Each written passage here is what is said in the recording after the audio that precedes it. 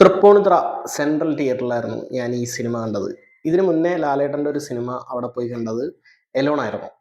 Elon cinema കണ്ട അതേ സ്ക്രീനിൽ അതേ സീറ്റിലിരുന്നാണ് ഞാൻ ഈ നേരം എന്ന സിനിമ കണ്ടു തീർത്തത്.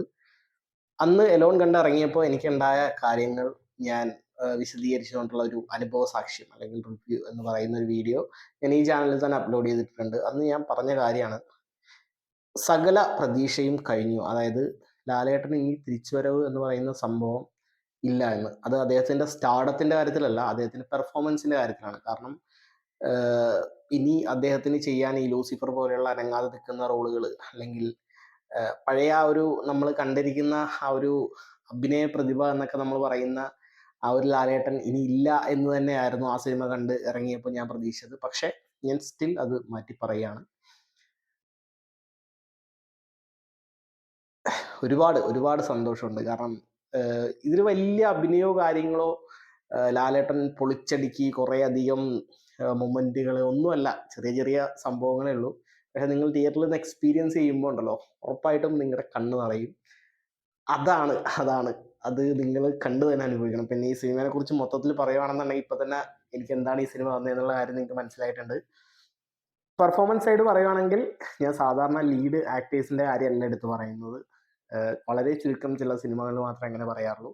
ഇതിൽ മോഹൻലാലിൻ്റെ കാര്യം തന്നെ എടുത്തു പറയണം. കാരണം ലാലേട്ടൻ അതിഗംഭീരമായിട്ട്, അതിഗംഭീരമെന്ന് ഞാൻ പറയുന്നില്ല കേട്ടോ, കാരണം ഇനിയും ഒരുപാട് വരാനുണ്ട്.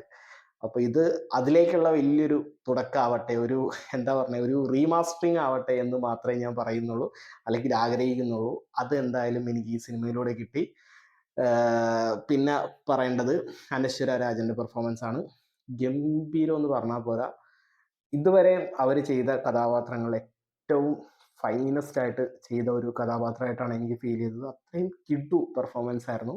പിന്നെ നമ്മുടെ സിദ്ദിഖിൻ്റെ പെർഫോമൻസ്, അത് ഓൾവേസ് എല്ലാ സിനിമകളിലും അദ്ദേഹം തകർത്ത് അഭിനയിക്കാറുണ്ട്. ഇതിലും പുറകോട്ടൊന്നുമല്ല, വെറുപ്പിച്ച് കയ്യിൽ തരും നമ്മൾ പറയില്ല, ആ ഒരു രീതിയിലുള്ള ഒരു കഥാപാത്രമാണ്.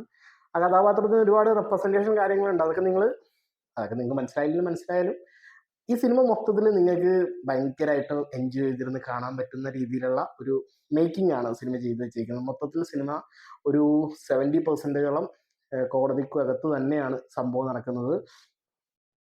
ലാഗാണ് എന്ന് തോന്നുന്ന സമയത്തൊക്കെ ഭയങ്കരമായിട്ട് ഓരോ ഇൻസിഡൻസ് സംഭവിക്കുന്നുണ്ട്. അതൊക്കെ നമ്മളെ നല്ല രീതിയിൽ എൻഗേജ് ചെയ്യിക്കുന്നുണ്ട്. പിന്നെ പറയേണ്ടത്, ഇതിൻ്റെ സിനിമാറ്റോഗ്രാഫി കാര്യങ്ങളെല്ലാം സിനിമക്ക് അനുയോജ്യമായിട്ടുള്ള രീതിയിൽ വളരെ മനോഹരമായിട്ട് തന്നെ വന്നിട്ടുണ്ട്. അതുപോലെ തന്നെ BGMും എടുത്ത് പറയേണ്ടത് തന്നെയാണ്. അതായത് ആ ഒരു ഉദ്യോഗജനകമായിട്ടുള്ള സംഭവങ്ങളൊക്കെ BGMിലൂടെ നല്ല രീതിയിൽ എൻഹാൻസ് ചെയ്തിട്ടുണ്ട്. ക്ലൈമാക്സിലേക്ക് വരുമ്പോൾ ഞാനൊരു സ്പോയിലർ കാര്യങ്ങളൊന്നും പറയുന്നില്ല കേട്ടോ. ക്ലൈമാക്സ് എന്ന് പറയുന്നത് ലിറ്ററലി ഗൂസ് ബൂംസ് ആണ്. അതായത്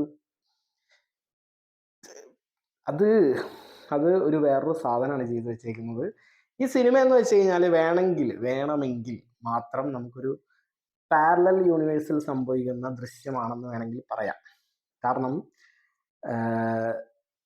ദൃശ്യത്തിന്റെ കഥയുമായി ഈ സിനിമക്ക് ഒരു ഒരു വലിയ ബന്ധമുണ്ട് എന്ന് വേണമെങ്കിൽ പറയാം. അല്ലെന്നുണ്ടെങ്കിൽ ബന്ധമെന്നല്ല ഇതിന് പറയേണ്ടത്. നിങ്ങൾ ഈ MCU ഒക്കെ കാണുന്ന ആളുകളാണെന്നുണ്ടെങ്കിൽ അറിയാം, ഈ പാരലൽ യൂണിവേഴ്സിൽ സംഭവിക്കുന്ന കാര്യങ്ങൾ, അതായത് എൻ്റയർലി ഡിഫറെൻ്റ് ആയിട്ടുള്ള ഒരു സെനാരിയോ കാര്യങ്ങൾ, മേ ബി ആ കഥാപാത്രങ്ങളൊക്കെ തന്നെ ആയിരിക്കാം, പക്ഷെ സംഭവിക്കുന്നത് എൻ്റയർലി ഡിഫറെൻ്റ് ആയിട്ടുള്ള ഒരു സെനാരിയോ ആയിരിക്കും.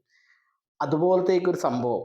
അതായത് ഇത് ഞാൻ കൂടുതൽ വിശദീകരിച്ച് കഴിഞ്ഞാൽ നിങ്ങൾക്ക് ചിലപ്പോൾ കണ്ടു കഴിഞ്ഞാൽ അത് അത്ര തൃപ്തിയാവില്ല. അപ്പോൾ എനിവേ, നിങ്ങൾ ഒരു രീതിയിലും ഈ മടിച്ചു നിൽക്കണ്ട. ഇപ്പം തന്നെ ടിക്കറ്റ് ബുക്ക് ചെയ്ത് പോയി കാണാൻ ശ്രമിക്കുക. എന്തായാലും ഇപ്പം തന്നെ ഹൗസ്ഫുൾ ആയിട്ടുണ്ടാവും പല ഷോസും. നാളെ ടിക്കറ്റ് കിട്ടുകയാണെന്നുണ്ടെങ്കിൽ നാളെ തന്നെ എടുത്ത് കാണേണ്ട ഒരു സിനിമയാണ് ഈ ഒരു നേര് എന്ന് പറയുന്ന ഈ സിനിമ. ജിത്തു ജോസഫിന് തന്നെയാണ് വലിയൊരു കയ്യടി ഈ സിനിമ കൊടുക്കേണ്ടത്. അതുപോലെ ശാന്തിയാണ് ഇതിൻ്റെ ഒരു സ്ക്രിപ്റ്റിൽ കോടതി ഭാഗം ആ ഒരു ടെക്നിക്കലായിട്ടുള്ള സംഭവങ്ങളെല്ലാം വർക്ക് ചെയ്തിരിക്കുന്നത്. അതെല്ലാം വളരെ ഗംഭീരമായിട്ട് വന്നിട്ടുണ്ട് കേട്ടോ. ചില നമ്മുടെ ഈ കോടതിയുടെ പീനൽ കോഡ് കാര്യങ്ങൾ, അതൊക്കെ ഈ പറയൽ കാര്യങ്ങളെല്ലാം മലയാളത്തിൽ അവർ കൃത്യമായിട്ട് എഴുതി കാണിക്കുന്നുണ്ട്. ഇംഗ്ലീഷാണ് ഡയലോഗ് കംപ്ലീറ്റ് പോകുന്നത്, പക്ഷെ അത് മനസ്സിലാകാൻ വേണ്ടിയിട്ട് തന്നെ വ്യക്തമായിട്ട് മലയാളത്തിൽ എഴുതി കാണിക്കുന്നുണ്ട്. അതൊരു വലിയൊരു സംഭവം തന്നെയാണത്, വലിയൊരു കാര്യമാണ്. കാരണം അത് ചില ആളുകൾക്ക് മനസ്സിലായില്ല എന്നുണ്ടെങ്കിൽ അതും കുറച്ച് ബുദ്ധിമുട്ടായിരിക്കും. അപ്പോൾ അത് നല്ല രീതിയിൽ തന്നെ എനിക്ക് ഫീൽ ചെയ്തു. അത്രേ ഉള്ളൂ ഈ സിനിമയെ കുറിച്ചിട്ട് പറയാനായിട്ട്. ഇപ്പം തന്നെ ടിക്കറ്റ് ബുക്ക് ചെയ്ത് സിനിമ കാണാം.